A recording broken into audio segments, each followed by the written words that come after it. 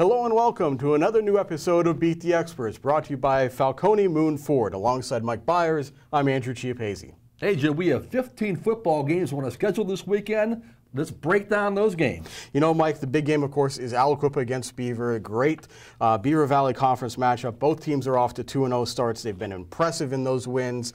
Beaver has 111 points through 2 games. Aliquippa hasn't allowed anyone to score. It's a great clash between a great offense and a great defense. And Aliquippa has shut out Newcastle and Beaver Falls. Tariq Jones had a safety against Newcastle. They forced turnovers. They've stopped the run. Beaver, I think, breaks the shutout streak against Aliquippa. Aliquippa wins the game. I think the Quips win by a touchdown or so in a great game. A couple things here. You know, Beaver has racked up those points against Class 2A teams, New Brighton and Freedom. At least the Quips have played a 4A team in Newcastle and a rival in Beaver Falls here. Both teams are playing very good football. I just think the Quips this year are on a mission. They want to get back to Hinesville and win there, and they might not lose any games along the way. Well, let's get to a couple of the other games here. North Hills at West Allegheny. Mike, West A routed Fox Chapel. I think the defense gets West Allegheny past North Hills. What do you think? I just think West A's done a great job so far rebuilding from last year's team.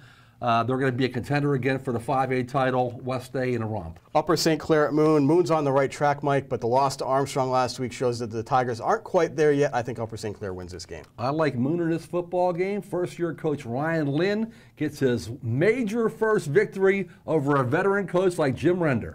Ambridge at South Fayette. South Fayette hasn't lost a conference game in what feels like forever. It's not going to happen this week. South Fayette wins this game. South Fayette has won 49 straight conference games. It'll be 50 Friday night. Blackhawk at Mars. I think Blackhawk improves following its loss to Knock, but not quite enough to beat the Fighting Planets. I think Mars wins this game. I agree. A little disappointing last week. 39-13 loss to Knock.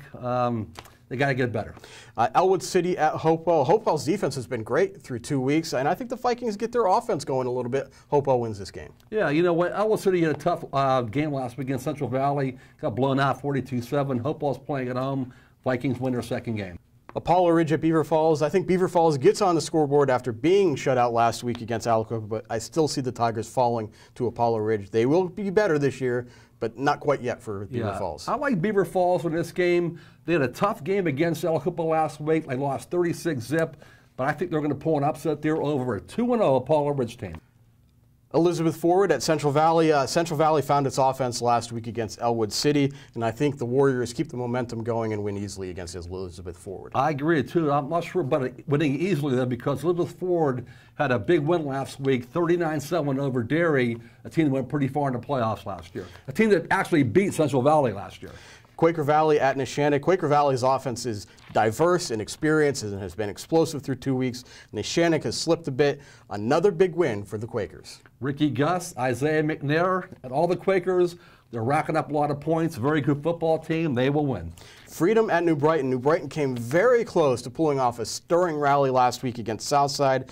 No need for heroics this week. Joe Greco and company get the win over Freedom. You know what, AJ? In the print editions of Beat the Experts, I picked Freedom in this game, but I'm changing my mind. I like New Brighton at home. Mild upset over Freedom. Laurel at Riverside. Even if Austin Danbog isn't quite 100%, I like Riverside to win this game. Laurel is off to a slow start. You know what? Riverside had a tough road game last week at Still Valley. Lost pretty handily here, but they're a very good football team. They'll go to 1-1 by winning at home. Sarah Catholic at Southside. I don't think there's any question with this one. Southside is already the surprise team for me in our coverage area. They moved to 3-0 with a win against Sarah Catholic. You know what? They're off to a 2-0 start. They'll be 3-0 Friday. Summit Academy at Rochester. I don't think there's any question about this one. The Rams win easily. Yeah, they're one of the best teams in single leg. Olsh at Carmichael's. The Chargers have been so close to getting a win. I think they finally get it and get the bad taste of the last 2 weeks out of their mouth. Yeah, they've had two tough losses so far to Southside and Northgate. They're going down to Carmichael's, a long trip, but they're going to win their first football game.